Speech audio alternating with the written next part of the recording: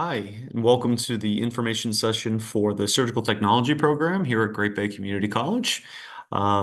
This is Michael Heath from our admissions office. You can see on here what we're going to do is we're going to cover a lot of information about the surgical technology program.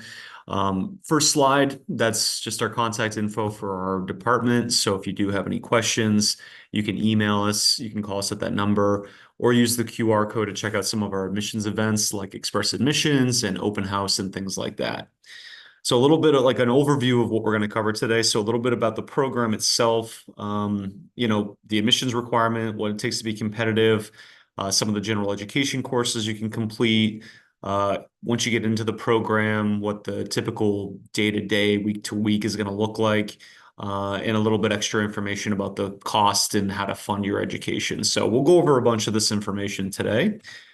First, a little bit about the program. So it is an Associates of Science degree program. It's one of the only ones of its kind in our area. Our program works with a lot of local regional hospitals for all the clinical experience.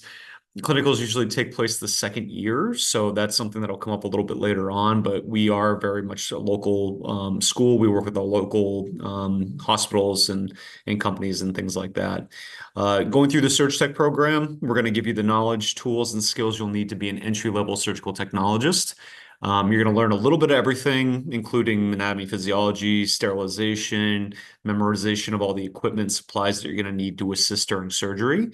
So you're going to get a big picture. You're going to get a lot of information through the program.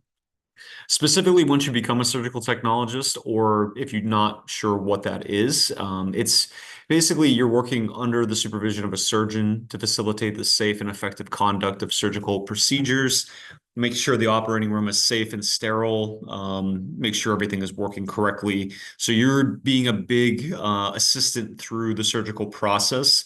So that's what the technician is going to be. A little bit more too, you're going to handle the equipment. You're going to be basically handing that over to the surgeon. You're going to make sure that everybody's gloved, gowned, everything is pretty sterile and good for the surgery coming up. With some advanced training too, you can also become first assistants who are more involved in complex surgeries, such as open heart surgery and some bigger things like that. Some additional education may actually become like an operating room nurse or physician's assistant or an instructor. So essentially, there's a lot of different ways to approach this. You can become a surgical technologist. Once you complete the program, you can go right into work, and then there's options to advance in the career a little bit more with some more certifications.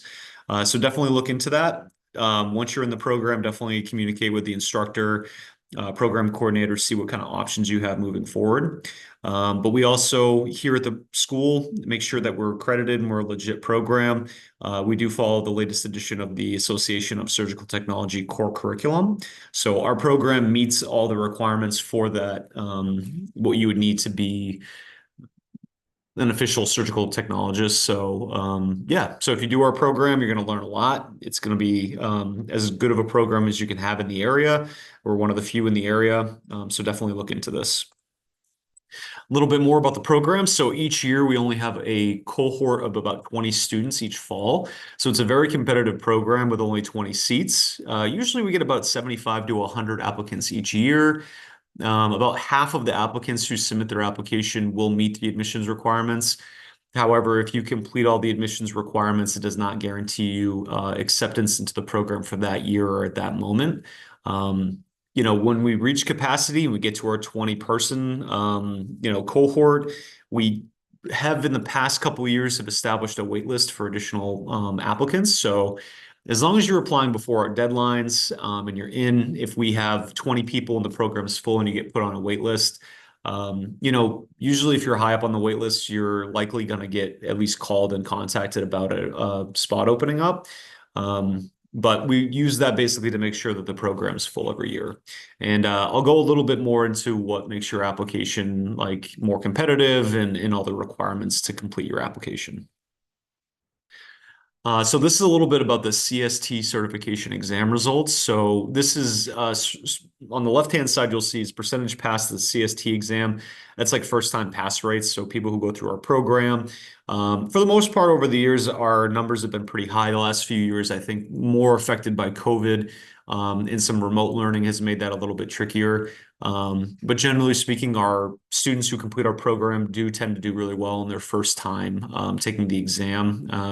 And then as far as people working in hospitals local wise, well, I do know some people who have completed our program and ended up going to like Las Vegas or, West Coast, middle of the country, different places to work. Most of the people who do our program end up staying pretty local and working in our local hospitals. So you can see the last 3 years, all of our graduates have been ended up working in like a local area. So so basically completion of the program, if you want to stay local, a lot of options for you. If you want to move around, you can certainly do that too. And when you complete the program, you're going to do well in the exam when you're sitting for that during the summer. So a little bit about the admissions requirements. So we have a deadline for applicants for surgical technology of April 1st every year. So if you're applying, for let's see, for the next upcoming year for fall 25, the deadline to have everything in for your application is April 1st, 2025. So really the application is free. It'll only take you about 5 or 10 minutes. You can do it right through our website. You can see our QR code right there. You can check that out. That'll bring you right to our website as well. So apply, 5 or 10 minutes. Once you're done with the application, you want to submit your high school and college transcripts if you have them. College specifically, we would want your high school transcript. That doesn't have to be super official. The college ones do have to be official copies for us to determine if anything can transfer in. But you can send those over to our admissions office. There's our email right there. You can also have it mailed. If you have a hard copy and you want to mail it to us, you can certainly do it that way. And then you can see at the bottom the reference to official versus not official transcripts. So send your high school, college, SAT scores, whatever you have on file for your background for education, and we'll add it to your file and we'll review it for potential waivers, transfer credits, and all that type of stuff. So you've submitted your transcript, you provided us with your high school, college transcripts, all that stuff. A couple other things that we need. We need to see that you completed high school biology or the equivalent with a grade of C or better. That is a requirement for the program. We also have that same requirement for our nursing program. But that is something that if you took it in high school and you didn't do well in it, or maybe you didn't take it in high school at all, we do have options for you to complete that requirement if you don't have it. But typically, most students who go through high school, at least in the areas, are going to be required to take biology. So if you did take it and you did get a C or better in that, we'll see that on your high school transcript. There's no time limit on that. So if you took it 20 years ago, we can certainly take it. So that's something that we need to see. If you didn't have that, the other options, you can see there's a few options that we list below. There's some developmental classes, there's adult ed, there's VLAX. The one I usually suggest is Ed to Go through Great Bay. It's non-credit courses through our Business and Training Center. They will offer classes that are online. They're self-paced. They're pretty easy to get into, and they're very reasonably priced, I think at about $129. So that's an option for you that you can do. But if you don't have that, those are your options, and you don't have to have it completed by April 1st. Really, what we need to see is that you are registered for a course that's going to meet this requirement. And it's got a projected date of completion by August 30th of the current year. So if you're in a situation, you're applying for the program in March and you don't have the high school biology equivalent, but you sign up for an Ed to Go or a VLAX course, just send us the proof of registration. As long as the course is planned to be completed by August 30th, we will conditionally check off that requirement, and then we're going to follow up and make sure that you received a C grade or better. If you provide that information, but then you don't achieve the grade, if you have time enough to retake it, we might be able to work with that. But if you don't achieve the grade and we formally sort of like conditionally accepted you into the program, we do have the ability to rescind the offer and remove you from the program. So If you do end up doing that, just make sure you do well in the class. Like I said, there's plenty of options. And I have I have faith that everybody can get a C or better, and complete that part of the requirement. The other piece of it with the application is that you do need to be at college level math, reading, and writing. So there's a few options to do that. You can complete our AccuPlacer test through our CAPS department. That's an assessment test that all of our incoming students are subject to. That's a free test. You can take it. There's a certain threshold to be at college level for reading, writing, and math. So if you do the test and achieve that, then that meets the requirement. Or if you can demonstrate equivalent competencies through high school or college transcripts, SATs also apply. So that would be basically like if you took a college composition course in college and you achieved a C or better, and it's a transferable credit from another school, or you took it with Great Bay, we're going to take that and obviously you're at college level. We can satisfy the math or the reading and writing requirement. The math piece of it, same thing. If you took a college level math class, we might be able to waive you from it. If it's high school, we're looking for Algebra 2 for math, and then we're looking for senior year English college prep for reading and writing. So I've told you everything about completing the application. Again, just to reiterate, put your application in, it's free. Provide us with your transcripts.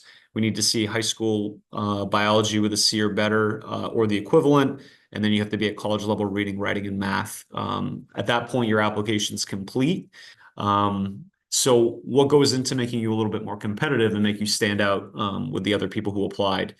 So we will award special consideration points if you have any of the following college level courses completed prior to April 1st deadline, with a grade of C or better within the last 5 years at the time of acceptance. So the three classes would be Human Anatomy and Physiology 1, Human Anatomy and Physiology 2, and Microbiology. So those are ones that you complete ahead of time, and it'll actually give you a few bonus points on your application to make you kind of stand a little bit higher than maybe some other applicants who don't have those. The other piece, if you did a health occupation program, CTE school, and you're completed that class prior to the April 1st, or you're just in the program, provide us proof of that with your high school transcript. We'll take a look at it and see if we can award you any special consideration points.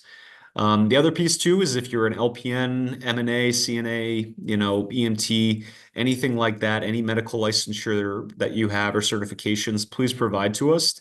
All we really need to see is that it's what type of license it is, your name, and that it's an active license. So as long as that has the expiration date on there, we should be able to work with that. If you have an expiration date that expires before the deadline of that year, so for the upcoming one, April 1st, 2025, if your license expires before that time, you will need to provide us with an updated one that shows that it's been renewed. So just kind of a heads up on that. And the last thing to note too, the only time that we award special consideration points are if you have a completed app. So if you're missing something on your application and it's not complete, but you do have some of these other things that you can get special consideration points for, we don't award them unless your application's fully completed. So just kind of keep that in mind with all this stuff. So when you submit your app, take care of all the steps you need to complete it first, and then you can worry about these other pieces if you have time to do that. Another option that people will take is that if you're coming in and taking some of the general education courses, or you kind of want to get started without being in the program, you can come in as a liberal arts pre-search student. So essentially what it is a liberal arts degree with a concentration in pre-surgical technology.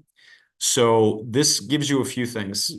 Right off the bat, just so you know, admissions into the program does not guarantee acceptance into the Surg Tech program. So while it is a stepping stone for you to get to the Surg Tech program, it's not a guarantee that you do this program and you're automatically accepted into Surg Tech in the next couple of years.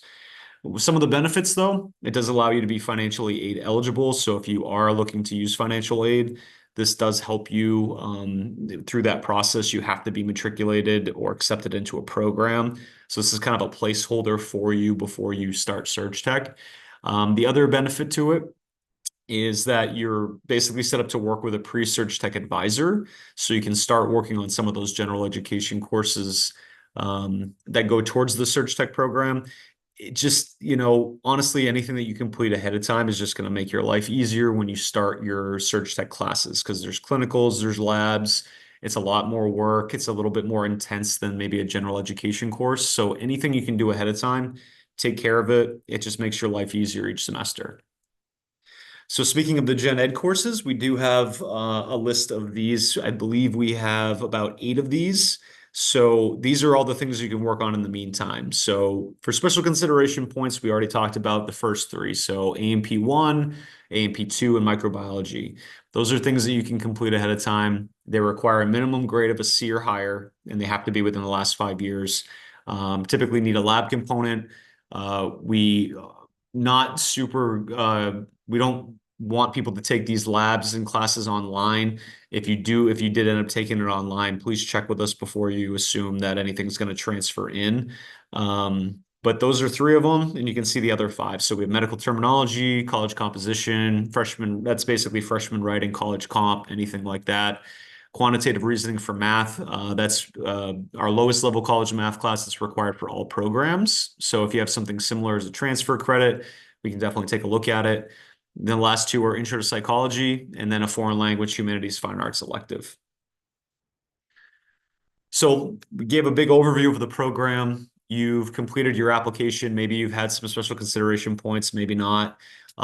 When we pass our application deadline of April 1st, we typically make our decisions by April 15th via email. So if you're one of the ones that applied for the program, we will get something out to you after the application deadline passes, usually within a couple weeks. We definitely want to make sure people know if they've been accepted, and then kind of make their plans accordingly one way or the other. So if you are notified you're going to get a notification one way or another, but if you are accepted, what's going to happen is you're going to get information on a tuition deposit. So we require $100 tuition deposit. It's non-refundable. It basically saves your spot in the program. Usually I give people about like 3 weeks, 4 weeks to pay that. So I'll give you information about that and how to do that. The other piece is that there's going to be a mandatory search tech orientation. It's usually held the first week in May. So if you're accepted and you find out, typically you're going to need to set something up to do the orientation within like 2 or 3 weeks after you're accepted. So just kind of keep that in mind too. That's usually not an all day thing, but it is a chunk of like the morning. It's probably like, 9 to 12 or 10 to 1. So it's going to be 3, 4 hours of the day that day. We'll get the information we provided to people upon acceptance. So I don't worry about that right now, but just wanted to give you kind of a heads up. Just to reiterate too, we have 20 students as a max cohort that we can accept into the program. Again, we'll establish a wait list once we reach our capacity, and we use that to make sure that the program is full. Every year is a little bit different with our wait list. Some years you go through a lot of the wait list, other years maybe only a couple people. The last few years we've exhausted most of our wait list. So if you do get on a wait list and you're like 1 through 10 or even 1 through 15, the likelihood of you getting a spot in the program is high, but it's not guaranteed. So just kind of keep that in mind. If you do get waitlisted, it's definitely doesn't mean you're not getting into the program, just not right in the initial sort of sweep of acceptances. So things that waitlisted students can do in the meantime. So if you've been on the waitlist, like I said, you're likely going to get sort of a notification, not guaranteed, but you probably will hear from us as far as a spot. But some things you want to do is so you're going to find out in April, you want to register for some summer classes. You can see that there's a few classes that they recommend being done prior to starting the program. That's medical terminology and AMP1. So, you could do those 2 things ahead of time. The summer being a good time to do that. If you do end up being on the wait list and not getting an offer for the fall, you can do those classes in the fall or the spring leading up to the next year. But these 2 courses are required in the event that a late acceptance is offered to you by the program coordinator. So there has been maybe 1 or 2 cases where somebody will drop out of the program after the semester starts, and students who have these 2 classes done may be offered a spot because that's an easier segue into the program, and you can get those things done ahead of time. That gives you a better chance to have that situation occur for you. Doesn't happen very often, but it is something that can come up. So, and additionally, you can work towards completing any of those general education courses that I already talked about. So work on as much as you can beforehand. Another thing that you can do is that you can attend the May orientation. So on your waitlist information, I can put the orientation on there as well. So you will have an offer to like go sit in, learn a little bit more about the program. So you can be prepared in case a spot does open up. So some of the things that they'll cover in there, you'll learn a little bit more about Canvas, the learning environment, MindTap, labs, making sure that you're able to self-register. And the contact info for our program coordinator, Kristen Whitney, is there. So, like I said, after you find out one way or the other, you're gonna contact her and set something up. I did mention transfer credits a few times, but just sort of a blanket sort of standard for transfer credits. You can see that anything that you're trying to transfer in from another school has to be from a regionally accredited institution, must be completed with a C or better. Um, Little different with A&P 1 and 2 and micro. As I said before, they have to be 4 credits. They have to have a lab, and it has to be within 5 years, preferably not online. But if it is an online class that you took, please check with us first. For any sort of, confusion, or maybe we're not sure if we can transfer in something, we may request the syllabus to be provided to just sort of confirm what information was covered and if we can transfer it in. Courses that you take have to be equivalent to what we require at Great Bay. So if you took like abnormal psychology at another school, that's not going to come in as intro to psychology, even though they're in the both same discipline. So they have to be pretty similar, and we're pretty good about working with people to make sure that it fits, but it needs to be pretty close. An official evaluation of your prior college transcripts will be completed once you're accepted. So whether that's like liberal arts pre-search tech or search tech, once you're like a fully accepted student, anything that you send us for college transcripts get evaluated for transfer credits. However, if you want to know ahead of time, if you're like, I don't know if I want to apply, I don't know what's going to transfer in, I want to know how much I need to complete for courses before I get involved at all. What you can do is contact our Great Bay Advising Department. So it's the Great Bay Advising and Transfer Center. You can email them, provide them with copies of your transcript, and you can ask for an unofficial transfer credit evaluation. So what they'll do is look at your transcripts. They'll look at confirm at the school that you went to. They'll try to figure out which courses will transfer, and then email you back, usually within a couple weeks, that says, hey, if you're accepted in this program, this is what you're going to have transfer in. So you're in the program, a little bit about the curriculum and like what to expect while you're in the program itself. If you are currently working, it is a little bit tricky to have, a full-time job and juggle schoolwork and everything else outside of school. So we definitely encourage people, you may be able to work full-time. Part-time is probably better, or, if you can swing it, not working at all and focusing on your program and your education is also important. But we understand people have to work.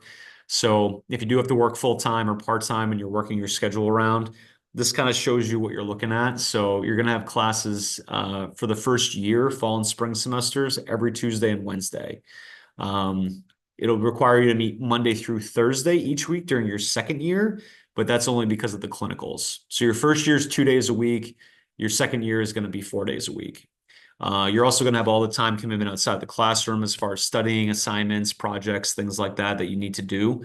So again, I think I've said it a few times, but anything you can complete ahead of time for general education courses is in your best interest. It'll make your life easier. It'll reduce your overall time commitment each semester. As far as what to expect again for the curriculum, upon acceptance, you have to participate in an operating room tour at a hospital affiliated with the program. So this is kind of like a orientation to surgical clinical experience. It's going to happen every year during the summer. It's a 2-week period between the first and second year. So once you finish your first year, it's May, you're finishing up classes. The first couple weeks of May, you're going to do a class that's kind of an orientation. So you can see it's only for 2 weeks, but it's a little intense. It's off campus, and it's Monday through Friday, 7 a.m. to 3:30, beginning May. So for those first 2 weeks of May, those are what you're going to do for 5 days. Other than that, you're not required to do anything really during the summer. That's the only piece that is required. So just kind of keep that in mind between year 1 and year 2. To be a little bit more specific, this is kind of how the curriculum and courses break down. So you can see I mentioned your first year, it's going to be Wednesdays and Tuesdays. This gives you a little bit more specific as far as like the time frame. So, you're going to have lab one morning or afternoon on Wednesdays for 3 hours. You can meet remotely for your Zoom lecture on Tuesday morning for 3 hours. And then you'll have the lab on Wednesday as well. So you just think about it as far as Tuesdays, you would meet remotely via Zoom. So you can stay from home wherever you want to do that. You have to be in the lecture at a certain time, but you can do that remotely. When you get to the other ones on Wednesday, you're going to be here in person. You're going to have lab. You're going to have lab in the morning for one, and you're going to have lab in the afternoon for another one. Same with the spring semester, very similar. You can see that it's set up pretty much the same way. You're just moving up in the classes that you're taking. For the second year, that's when you're looking at the 4 days a week where you're Monday through Thursday. It'll meet remotely via Zoom one time per month on Mondays. So that's like a specific piece that you're going to have to do like once a month. But the rest of the time, it's really going to be a lot of your clinicals. So you're going to be Monday through Thursday, 7 a.m. to 3 p.m. You'll have the location of the clinical determined by your program coordinator. Usually it's during orientation or before you start that in your second year. But just kind of remember that that's what it's going to be like your second year. So first year, Tuesdays you have lecture for a few hours you can do remotely. Wednesday you're going to have labs. Second, you'll have the 2 week clinical orientation between your first and second year. And then once you get into your second year, you're going to have 4 days a week, Monday through Thursday. Pretty much every day is going to be 7 to 3. So a little bit more about the specific program requirements. So again, prior to the orientation, the surge tech that we just mentioned between your first and second year, you do need to make sure that you possess and maintain liability insurance. That is something you can pay for through the school. It's $20 for the whole year. You'll also have to submit a report for current physical examination, all the health screenings, immunizations, things that you're going to cover during orientation. You need to be CPR certified.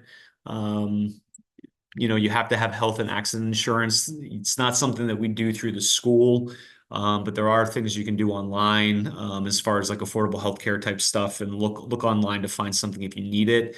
Otherwise, if you work full time or you share benefits with a partner or anything like that, as long as you have health and accident insurance, you should be okay. You're also going to have a background check. You'll have a drug screening. And you may be required to perform one or more drug tests throughout the whole program. So just kind of keep that in mind when you're trying to pursue the program.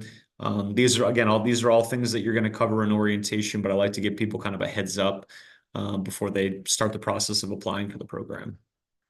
So a little bit of the cost of the program. So what you'll see here is really just a list of every class that's required for the program. If you were coming in and didn't transfer any credits in and you were able to get in the program without completing any courses ahead of time, this is kind of what the schedule would look like. This is kind of how they balance out the courses all paired up together with Surge Tech courses and then your general education courses. So anything that you can complete ahead of time, you can cross those off that list. As far as the overall total, you're obviously paying for that ahead of time. But getting any of those done ahead of time is just helpful. You're not going to have to take as many classes each semester. So that's just kind of a look at what the cost is. All this is for New Hampshire residents, or if you live within 50-mile radius of the school, or if anything's taking evening or online, this is the cost for any of those types of classes. So we charge $240 per credit. And then any course that has a lab, they're subject to certain academic instruction fee for labs, depending on how many hours you're in there. But typically it's $110 for a lab unless you're in some of the higher level clinical classes. In addition to some of the courses, you'll see they have a grand total at the bottom there based on our 24-25 academic year. Everything is subject to change, but we've kept our costs pretty consistent over the last like 5 to 10 years. So I think everything is going to be pretty much the same for the next few years, at the very least. But there's a few extra additional fees you can see there. I did mention like the criminal background check, some of the membership things, the liability insurance that we already talked about, books, equipments, uniforms. So those are some things that are like in the program, but they don't necessarily show up on your tuition bill. So those are things to kind of keep in mind as well. So the whole program is a little over $22,000. That's over 2 years. Again, anything you do ahead of time or transfer in may reduce the total once you start the actual program. So yeah, so pretty affordable for 2 years. So now we've shown you the costs and everything. So this is just a few of the ways that our students will fund their education. A lot of them will use financial aid. I think about 2/3 or 3/4 of our students will use financial aid. That includes Pell Grants, scholarships, loans. You can file a FAFSA right through the government website. You add Great Bay as a receiving school. That's our school code right there. Once the information comes in, our financial aid office will review it. They'll contact you via email and let you know what your next steps are. If you do have questions ahead of time, though, you can contact their office at that email right there or call through our main line and select the financial aid option. There's some other scholarships that are available. You can go through our website. You can see them through greatbay.edu. There's an afford tab, scholarships and other aid. So that is an option for people to see other ways to fund their education besides financial aid. I also encourage people to do tuition reimbursement.